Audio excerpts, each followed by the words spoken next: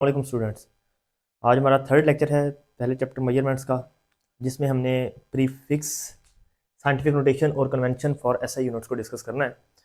तो इसमें first of all तो हमारे पास जो चीज़ है वो है साइंटिफिक नोटेशन। तो साइंटिफिक नोटेशन बड़ी इंपॉर्टेंट है हमें यूनिट्स लिखने के लिए और लार्जर क्वांटिटीज़ को एक्सप्रेस करने के लिए।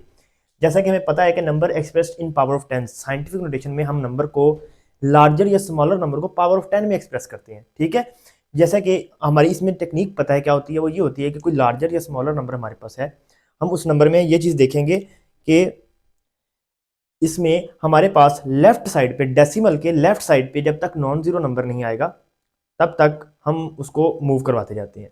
ठीक है, वहां तक कि जब तक डेसिमल के लेफ्ट साइड पे नॉन जीरो नंबर ना आ जाए, तो जितने स्टेप वो मूव करेगा उसको हम 10 की पावर में लिख देंगे। अगर वो डेसिमल राइट से लेफ्ट तरफ जा रहा है तो फिर हम 10 की पावर प्लस में लिखते हैं, और अगर लेफ्ट से राइट की तरफ आ रहा है तो 10 की पावर माइनस में लिखते हैं। जैसा कि इसकी सिंपल सी एग्जांपल यहाँ पर लिखी हुई है 132.4। तो हमने इस डेसिमल को यहां तक मूव करवाना है जब तक कि इसके लेफ्ट साइड पे नॉन जीरो नंबर ना आ जाए। तो देखें, अगर हम इसको मूव करवाते हैं तो यहां पर डेसिमल है, तो इसको अगर हम मूव करवाएं तो इसके स्टेप्स देखें, 1 और 2, दो स्टेप्स मूव किए, और अब जब डेसिमल यहां पर आएगा तो इसके लेफ्ट साइड पे एक नॉन जीरो नंबर आ गया है।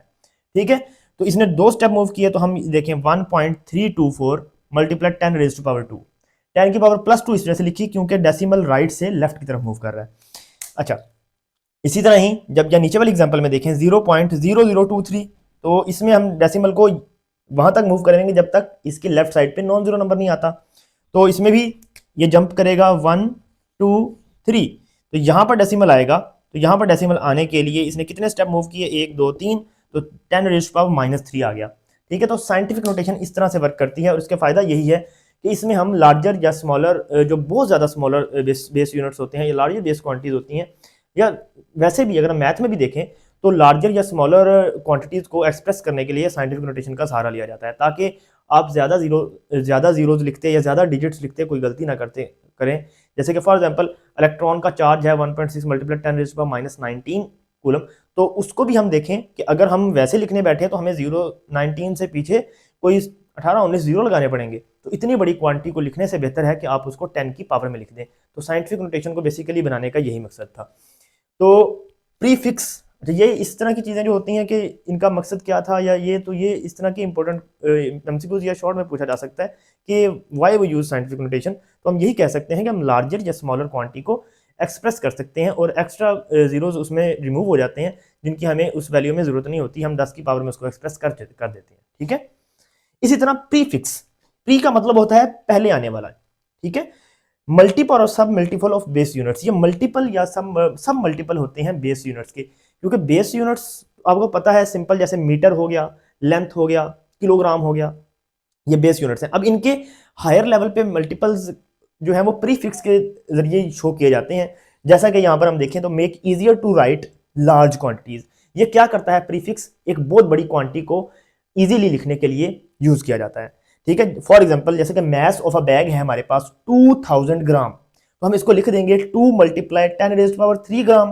तो मल्टीप्लाई 10 रेज़ टू पावर 3 की जगह पे हमने किलो लगा दिया, क्योंकि किलो जो प्रीफिक्स है इसकी वैल्यू होती है 10 रेज़ टू पावर 3। तो ये प्रीफिक्स का पूरा टेबल है, तो हम उससे इसकी वैल्यूज को देख सकते हैं और यूज कर सकते हैं। ठीक है, तो हमारे पास यहाँ पे मैंने टेबल भी बना दिया ताकि बच्चा इजीली समझ सके, और इसको हम स्टार्ट सेंटर से करेंगे ताकि आप लोगों को चीज की समझ आ जाए। अब देखें 10 रेज़ टू पावर 0, ये बेस होती है। कोई भी जो ऐसा बेस यूनिट है वो 10 की रेज़ की पावर 0 से साथ आप चेक कर सकते हैं। जैसे कि फॉर एग्जाम्पल मीटर है, तो मीटर के साथ भी 10 की पावर 0 लगी है, क्योंकि 10 की पावर 0 होगी तो 1 मीटर यूनिट हो गया ना। ठीक है, तो इसी तरह 10 रेज़ टू पावर 0 बेसिकली हमारे पास बेस है। अब इस बेस से हम अपवर्ड भी जा रहे हैं और डाउनवर्ड भी जा रहे हैं, स्मॉलर की तरफ भी जा रहे हैं और लार्जर की तरफ भी जा रहे हैं। तो अगर बहुत स्मॉलर वैल्यूज होंगी तो हम ये वाली वैल्यूज यूज कर लेंगे, और अगर बहुत लार्जर होंगी तो हम ये वाली साइड यूज कर लेंगे। ठीक है, इसकी सिंपल सी एग्जांपल आप देख सकते हैं, जैसे कि डेसी 10 की पावर -1 जो है वो डेसी से रिप्रेजेंट किया जाता है, 10 की पावर -2 सेंटी से रिप्रेजेंट किया जाता है, 10 की पावर -3 मिली से, 10 की पावर -6 माइक्रो, 10 की पावर -9 नैनो, फिर पीको, फेम्टो और एटो। ठीक है, इसमें अक्सर एमसीक्यूज पूछ लिया जाता है कि फेम्टो जो है वो किसके इक्वल है, 10 की पावर -15 के इक्वल है। इसी तरह अगर हम लार्जर क्वांटिटीज की बात करें, जो बहुत बड़ी क्वांटिटीज हैं, उनके लिए भी देखें 10 की पावर 1 डेका है, 10 की पावर 2 हेक्टो है, 10 की पावर 3 किलो, मेगा, गीगा, टेरा, पीटा और एक्सा।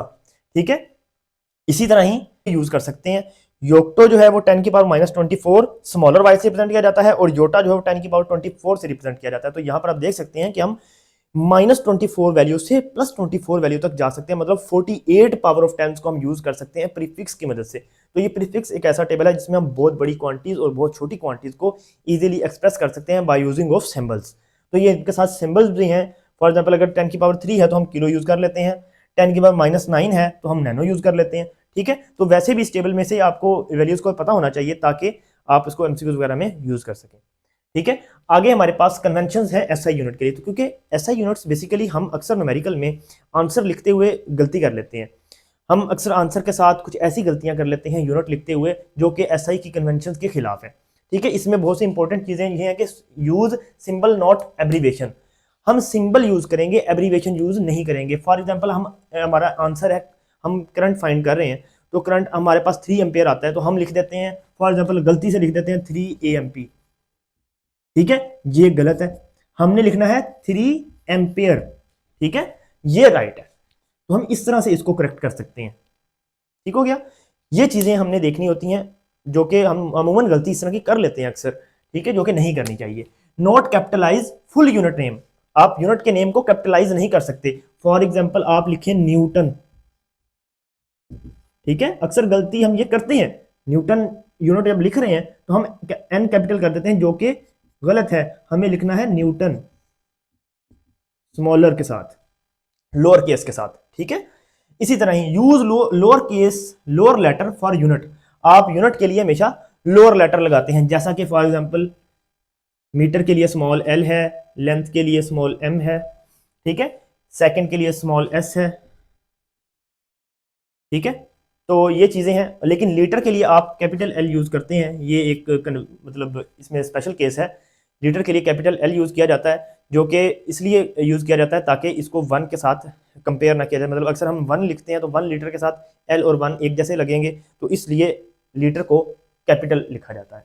ठीक है, इसी तरह ही कैपिटल साइंटिस्ट नेम यूनिट्स, तो साइंटिस्ट के नेम के यूनिट्स जो हैं उनको हम कैपिटलाइज करते हैं उनके सिंबल को। फॉर एग्जांपल अगर हम न्यूटन की बात करें तो हम अगर न्यूटन का सिंबल लिखते हैं, हम फोर्स की बात करें, हम फोर्स फाइंड किए तो हमारे आंसर आया 10 न्यूटन, तो हम लिखेंगे 10 N।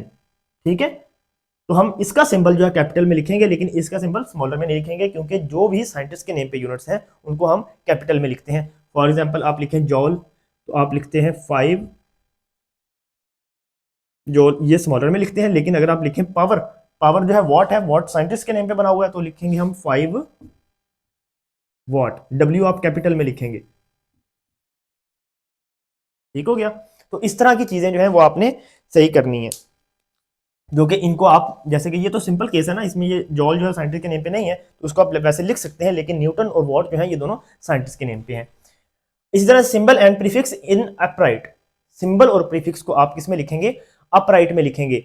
मतलब कि आप जब भी कोई राइटिंग लिख रहे हैं, आप MS वर्ड पे काम कर रहे हैं या फॉर एग्जाम्पल बुक पे भी लिख रहे हैं, आप अक्सर इटालियन लैंग्वेज में लिखते हैं, थोड़ा सा एंगल के साथ टेढ़ा करके लिखते हैं, लेकिन जब भी आप सिंबल और प्रीफिक्स को यूज करेंगे आप अपराइट लिखेंगे। फॉर एग्जाम्पल आप थोड़ा सा तिरछा लिख रहे हैं, इस तरह लिखते हैं जी, यूज ऑफ फोर्स।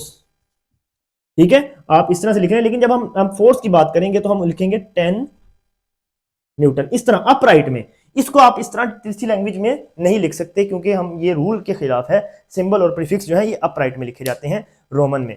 ठीक है, इसी तरह not plural form of symbol, symbol की आप प्लूरल फॉर्म को नहीं लिख सकते। जैसा कि फॉर एग्जांपल मैं लिख दूं जी, मेरे पास मैंने डिस्टेंस मेजर किया है, ठीक है, वो है जी 10 मीटर, 10 मीटर, लेकिन मैं ये लिख दूं जी 10 मीटर्स।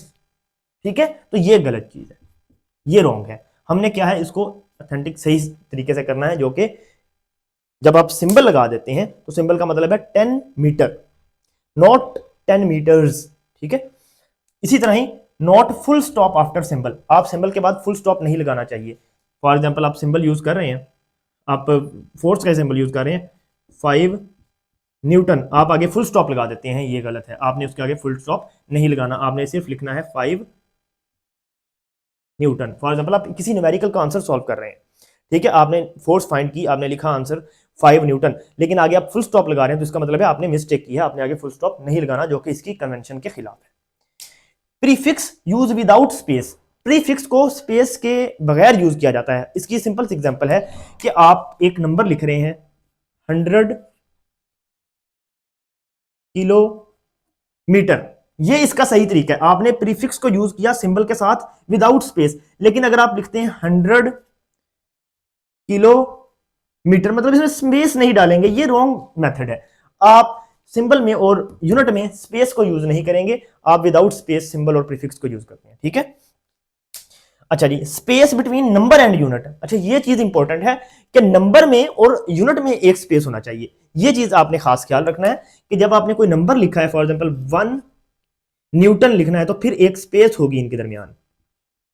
ठीक है, सिंबल में और नंबर में स्पेस होती है, लेकिन प्रीफिक्स में और यूनिट में कोई स्पेस नहीं होती। ठीक है, लेकिन नंबर में और यूनिट में आपने एक स्पेस रखना है। फॉर एग्जांपल आप इस तरह भी लिख सकते हैं, आप प्रीफिक्स भी साथ यूज करें। मैं एक और एग्जांपल दे देता हूं, 10 स्पेस किलोग्राम। अब देखें, प्रीफिक्स में और उसमें कोई स्पेस नहीं है, लेकिन नंबर में और इन दोनों में आपस में एक स्पेस होगी। ये चीज इंपॉर्टेंट है। Not use compound prefix, compound prefix आप ये नहीं यूज कर सकते। कंपाउंड प्रीफिक्स क्या है? फॉर एग्जांपल आपके पास है 10 रेज टू पावर 6, ठीक है, 10 रेज टू पावर 6 आप कह देते हैं न्यूटन। आप अब इसको ऐसे नहीं लिख सकते किलो किलो न्यूटन, ठीक है, ये रॉन्ग मेथड है। आप लिखेंगे मेगा न्यूटन, ठीक है, ये सही मेथड है। इस तरह से ये इसकी कन्वेंशन को यूज किया जाता है। Apply power to whole prefix of plus unit, unit पे और प्रीफिक्स पे दोनों पे इकट्ठी पावर अप्लाई होती है। फॉर एग्जांपल आप कहते हैं जी 1 किलोमीटर का है, पूरे पे स्क्वायर है, तो आप क्या करेंगे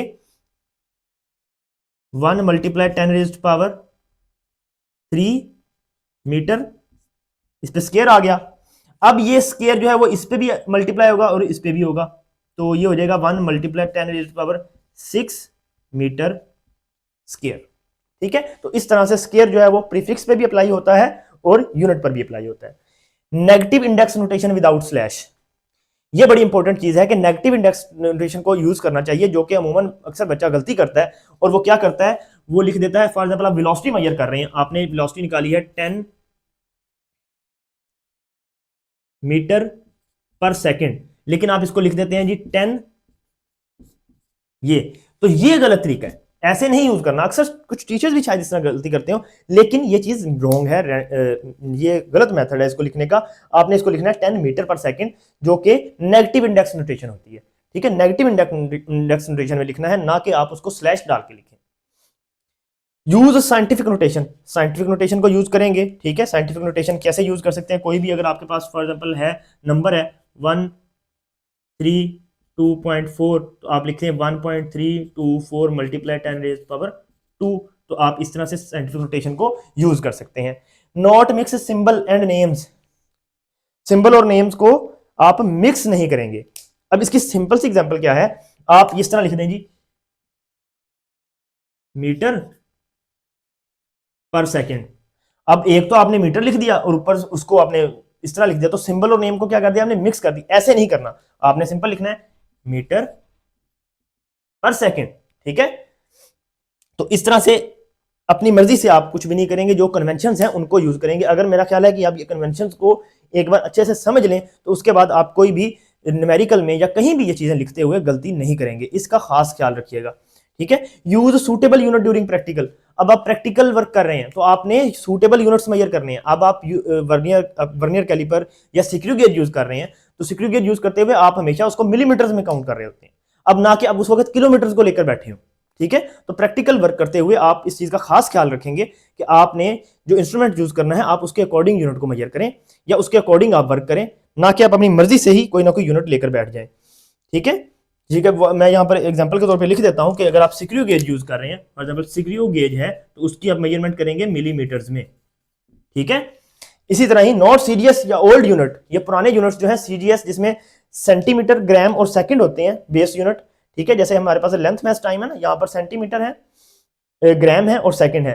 जो हमारे पास बेस यूनिट्स होते हैं, इसके अंदर हमारे पास सेंटीमीटर नहीं इसमें होता है हमारे पास मीटर, यहाँ पर ग्राम है और हमारे पास किलोग्राम होता है, यहाँ पर सेकंड है और हमारे पास भी टाइम के लिए सेकंड होता है। तो लेकिन हम इस बेस यूनिट को नहीं यूज करते, हम अपने जो ऐसा यूनिट्स हैं लेंथ मैस टाइम, उसके लिए हम मीटर, किलोग्राम और सेकंड यूज करते हैं। ठीक है, तो ऐसे यूनिट्स में जैसे कि एरिग, एनर्जी के यूनिट एरिग होते हैं। ठीक है, डाइन, इस तरह के यूनिट्स को आप यूज नहीं करेंगे, आप अपने ऐसा यूनिट्स को यूज करेंगे जो कि बेस यूनिट्स और ड्राइव्ड यूनिट्स हैं। ठीक है, आई होप कि आप लोगों को यहाँ तक के जो भी चीज़ है समझ आ गई होगी। इसमें सिवाय इसके अगर कोई आपका क्वेश्चन हो तो वो भी आप रेज किया करें कमेंट में।